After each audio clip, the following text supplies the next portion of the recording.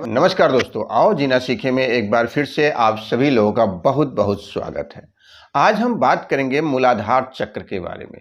जैसा कि पिछले वीडियो में हमने आपको बताया था कि आने वाले वीडियो में हम एक एक चक्र के बारे में विशेष करके विस्तार से जानने का प्रयास करेंगे।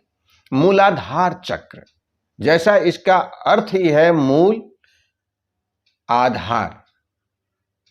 मूलाधार जो मूल है पूरे शरीर का, ब्रह्मांड का, उसका आधार ही मूलाधार चक्र है। मूल का मतलब जड़, और जड़ आधार, यानी जो जड़ है हमारे शरीर का, हमारे चेतन का, हमारे सर्वांगीण विकास का, सर्वांगीण चेतना का, वही मूलाधार चक्र है। इसको कैसे जागृत किया जाता है, इसकी क्या पहचान के है, इसके चिन्ह क्या हैं, इन सभी चीज़ों के बारे में आज हम इस वीडियो में जानेंगे। तो आइए चलिए वीडियो को शुरू करते हैं और जानते हैं मूलाधार चक्र के बारे में। मूलाधार चक्र एक बहुत ही महत्वपूर्ण चक्र और बहुत ही महत्व हमारे जीवन के लिए है। जैसा कि पिछले वीडियो में हमने बताया था कि मूलाधार चक्र को सेक्सुअल ग्लैंड भी कहते हैं। यह गुदा द्वार से संबंध रखता है। यह सेक्स संबंधी सभी प्रकार के उत्तेजना और विकारों से भी यह संबंध रखता है। इसका संबंध अचेतन मन से है। यह चक्र हमारे व्यक्तित्व के विकास की नींव है। यदि हम इसके ऊपर नियंत्रण कर लें, मूलाधार चक्र से ही एक तरफ जहां पर विलासिता का जीवन जिया जा सकता है, वहीं से इससे हम वैराग्य भी ले सकते हैं। इसके ऊपर नियंत्रण करके, इसके ऊपर संतुलन करके, इसको जागृत करके हम एक तरफ वैराग्य भी ले सकते हैं और एक तरफ भोग विलास का जीवन भी व्यतीत कर सकते हैं। लेकिन इन दोनों चीजों में इस पे नियंत्रण होना चाहिए। इसके लिए इसको जागृत करना आवश्यक है। यह चक्र हमारे व्यक्तित्व के विकास की नींव है। मूलाधार चक्र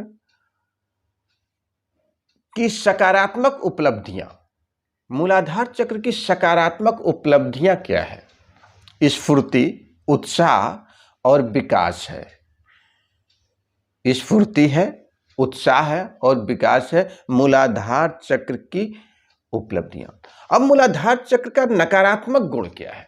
अगर मूलाधार चक्र में विकृति आ जाए या जागृत न हो पाए तो क्या हो जाता है? सुस्ती आ जाती है, निष्क्रियता आ जाती है, आत्म केंद्रित हो जाता है व्यक्ति, यानी व्यक्ति स्वार्थी हो जाता है और अपनी शारीरिक इच्छाओं के द्वारा इस पे नियंत्रण नहीं कर पाता। मूलाधार चक्र बहुत ही महत्वपूर्ण चक्र है। अच्छा, मूलाधार चक्र के देवता कौन है? मूलाधार चक्र के देवता जो हैं वो भगवान शिव हैं, जो पशुपति महादेव के रूप में विराजमान है, ध्यानावस्थित है, जिसका अर्थ है निम्न स्तरीय गुणों पर नियंत्रण प्राप्त करना। निम्न स्तरीय गुणों पर नियंत्रण प्राप्त करना। अच्छा, मूलाधार चक्र के सांकेतिक चित्र के जो मूलाधार चक्र है उसका चिन्ह क्या है? अब मूलाधार चक्र का जो चिन्ह है, सांकेतिक चिन्ह है, वो चार पंखुड़ियों वाला एक कमल है। ऐसा कमल जिसके अंदर 4 पंखुड़ियां हैं, उन 4 पंखुड़ियों वाला कमल है जो रक्त वर्ण का है, लाल रंग का है। ये चारों जो पंखुड़ियां हैं कमल की, वो हमारे मन के चारों कार्यों को चिन्हित करती हैं, प्रदर्शित करती हैं। कौन कौन से? मन, बुद्धि, चित्त और अहंकार का प्रतिनिधित्व करती हैं।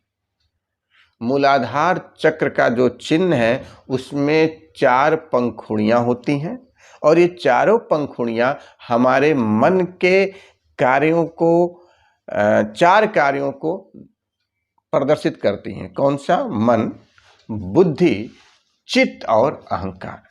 इन चारों कार्यों को प्रदर्शित करती हैं। यह सभी इस चक्र में उत्पन्न होते हैं। किसमें? मूलाधार चक्र में। मूलाधार चक्र में क्या क्या उत्पन्न होते हैं? हमारे मन के चारों कार्य। कौन सा?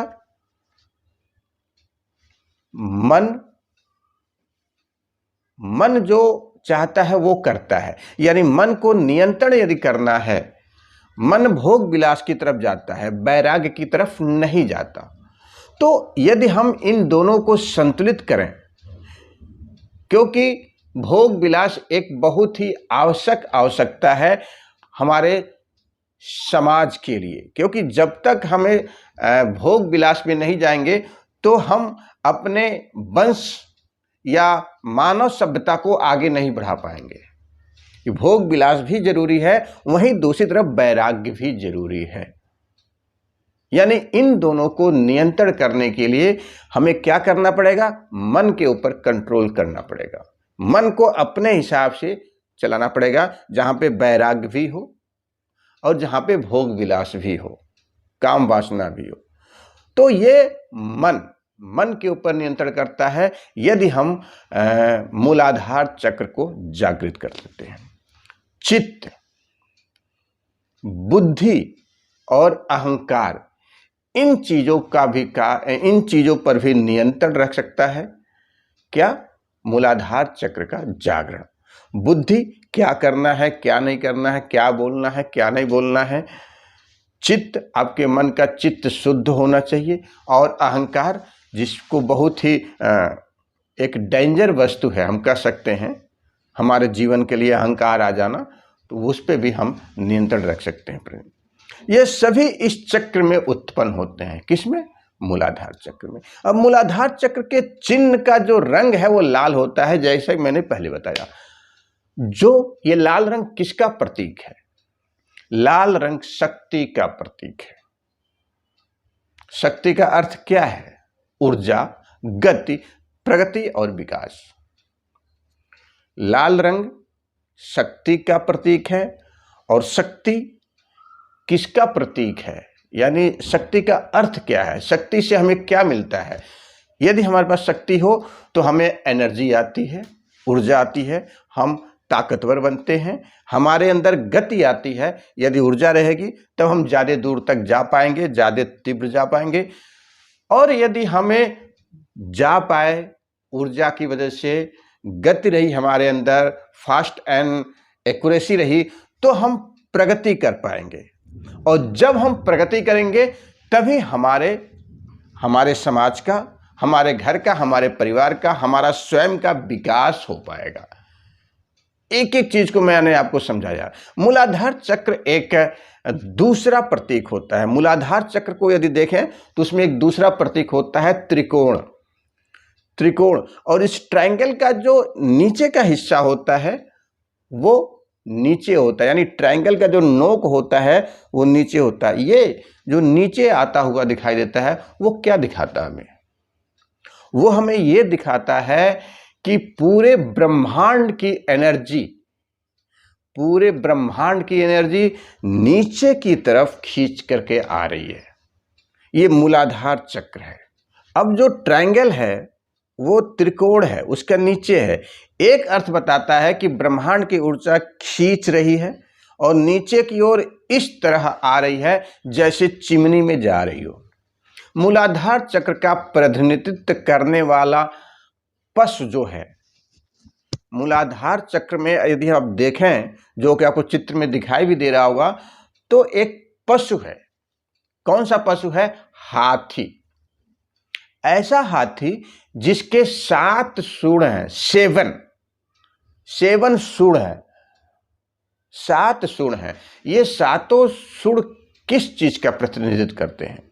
ये 7 सूंड जो हैं वो हमारे पृथ्वी के 7 शक्तियों को प्रतीक करते हैं, यानी 7 खजानों के, पृथ्वी में जो 7 खजाने हैं, 7 खजाने कौन से, जिनको नॉर्मली हम लोग सप्त धातु कहते हैं।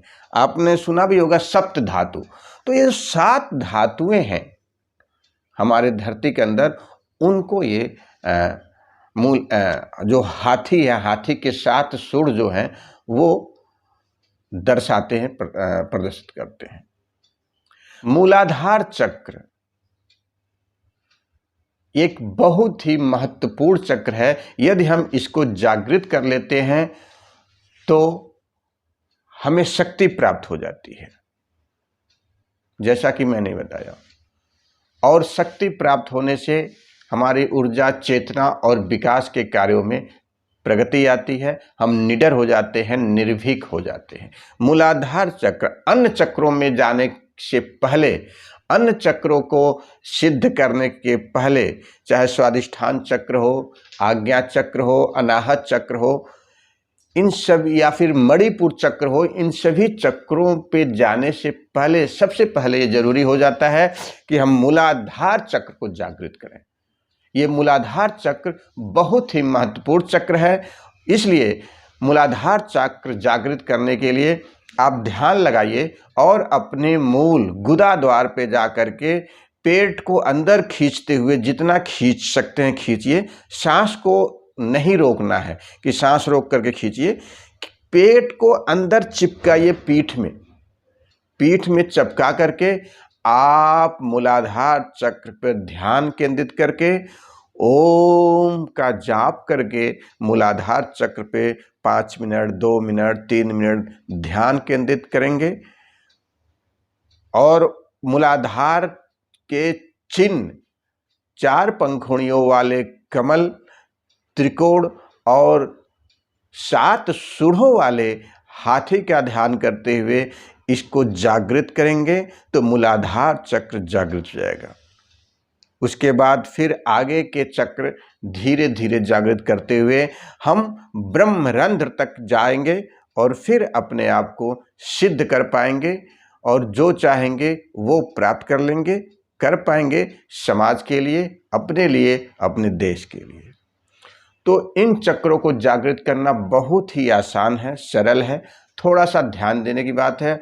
और इन चक्रों को जागृत करने मात्र से इतना प्रभाव है कि आप इसकी कल्पना ही कर सकते। आप स्वयं में भगवान तो नहीं कह सकते, लेकिन भगवान से कम भी नहीं हो पाएंगे। थोड़ा सा प्रयास कीजिए, इन चक्रों को जागृत कीजिए, मूलाधार चक्र से शुरू कीजिए। इन्हीं शब्दों के साथ एक बार फिर हम विदा लेते हैं। अगले एपिसोड में हमारी आपसे मुलाकात होगी। इसके ऊपर वाला चक्र के बारे में हम जानेंगे। तब तक के लिए जय हिंद, जय भारत, स्वस्थ रहिए, मस्त रहिए, जबरदस्त रहिए, हर वक्त रहिए। नमस्कार।